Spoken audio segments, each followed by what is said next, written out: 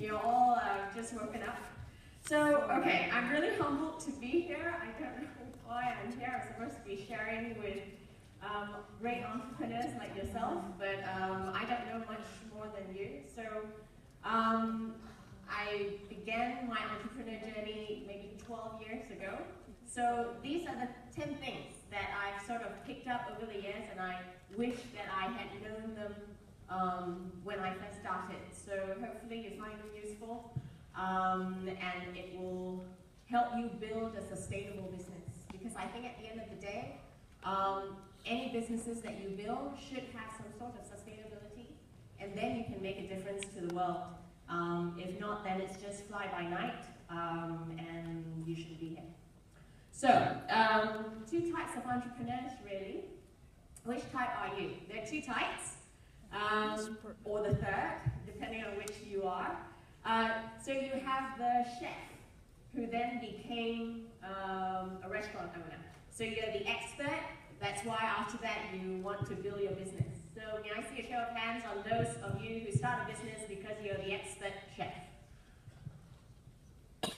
Or any other business, okay. Very few of you. The second type of business person who went to college, graduated from an MBA or a business admin degree, and went on to start a business because you know about business. Also two of you. So the rest of you, I presume, are neither of these.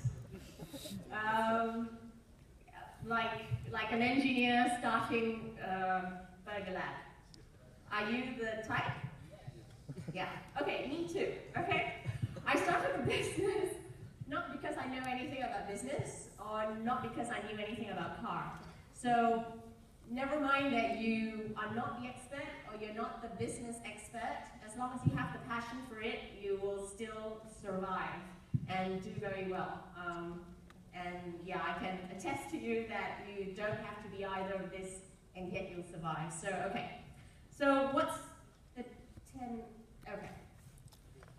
These are just 10 points, okay? After that, you have to go and take classes on it. I'll just go very quickly on the 10 stuff for you to know that you need to learn more about, and then you can go ahead and learn it. Number one is, what is your brand? So you have to be very clear at the beginning when you start your business who you are as a person. And when you start your business also has a personality, has a vision, has something you want to solve in this world, has its values. So whatever your brand is, whatever your business brand is, it must be close to yourself. So if you're not that type of person, don't build a brand that is completely different than yourself. So it has to have a vision for you to solve a problem in this world. Because like any other businesses, you will have good days, you will have bad days, and the vision is to keep you alive when you are having your bad days. So, you know, at the very beginning, be very, very clear about what your brand means and what it is not. So it's you know, if your brand is about you being someone who is respectful, or you being someone who is vibrant, also spell out what your brand is not. That you're not willing to be disrespectful to other people, or that your brand is, it means that you are not, you hate black, for example. Secondly, this is a strategy map. Are you guys familiar with strategic map? Okay. No. All right. So there are so many classes on it, and I wish I had knew this earlier.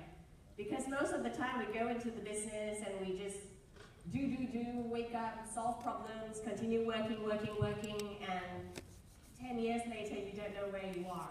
And you might have walked into a different area than when you first started. So I wish I had knew this earlier, and I wish I had mastered it earlier. Go take classes on strategic mapping. It's very, very important that you know what your USP is. I know we have all heard this, what is our unique selling proposition? But USP not only means what do you sell? But it means what do you sell differently than what your competitors are selling. No point selling something that everybody is selling. You must sell something that it is unique to you, which is why it's called unique selling proposition. So whatever your financials are that you want to achieve, whatever your processes are to achieve what your USP is, go figure out what your business strategic map is all about.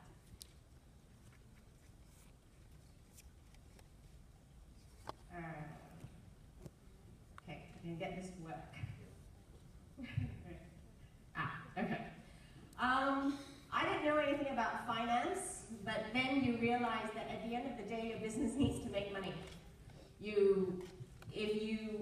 you run your business to the ground, it will not be there anymore in 2 years.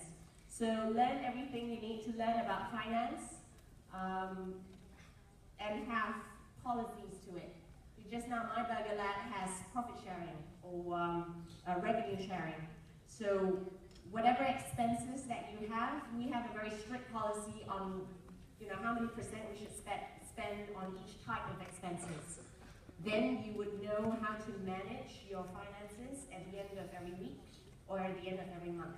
So if you don't know much about finance, go learn it. It will be extremely helpful to your business. We talked about teams. You will have people running work for you.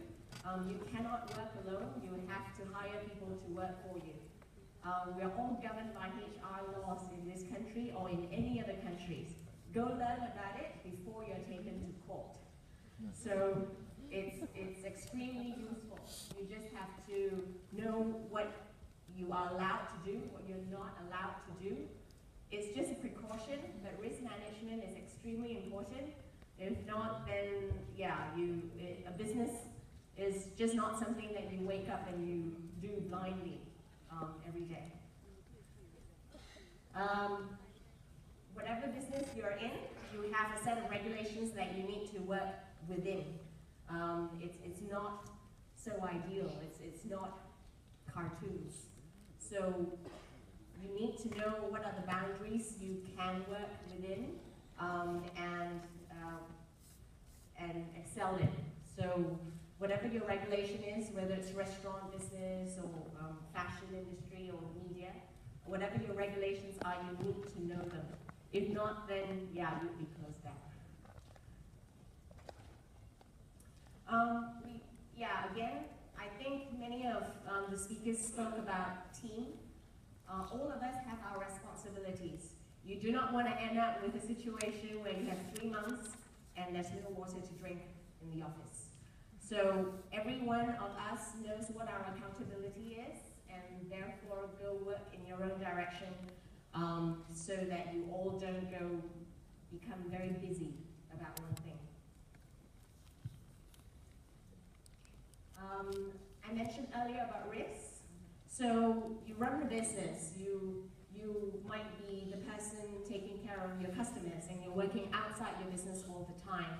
So as a business owner, unfortunately, the onus is on you to make sure that all your risks and all your controls are in place. So who signs the checks, who does the purchasing, because at the end of the day, all the hard-earned money that you have, you don't want your finance manager to steal it all away. And it's too late later to learn about it. So at the very beginning, you have to think about what are the control systems that you want to have, and then go run about your business. Admin. Most people hate this part of running a business. You go into a building and you lose all your keys, or you don't care about marking all your documents and where you put your files. It's very easy to file every document that you have, but the importance is retrieving all the information that you have filed away. So again, these are things that most people don't pay attention to. It will help you in the long run, 10 years later, to retrieve something that you put in 10 years ago. So have a good administrative system.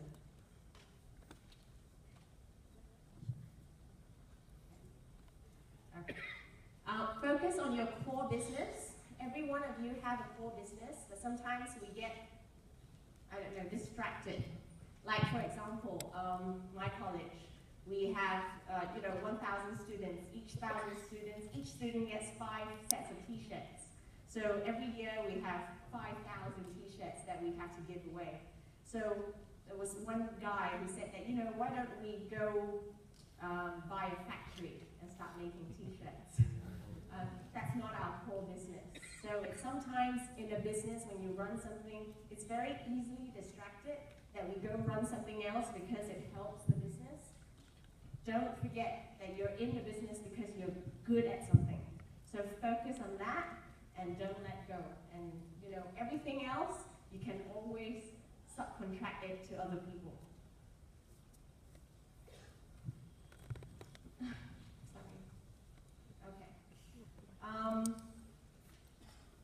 And the last thing is focus on your family. So it's very easy for us to get very busy. We never go home at 6 o'clock for dinner. We never go home on weekends. And lo and behold, 10 years later, your kids have grown up. Your husband has, your spouse has got another person because you're never home. So yeah, focus on family because your parents are not going to be here all the time. So you never finish work. I can assure you it's not your thesis when you're in college where you can finish it. You'll never finish this. So, have a policy for yourself as far as work-life balance is concerned. And finally, learn to learn. Go for classes. Go for something to learn once a month or once a week, depending on your availability of time. So, and it's so important. The day that you feel that you know everything in this world and you're the best boss around, your business will fail. Okay? So, leave it for questions if you have any. I'm done. Thank you very much, Adeline.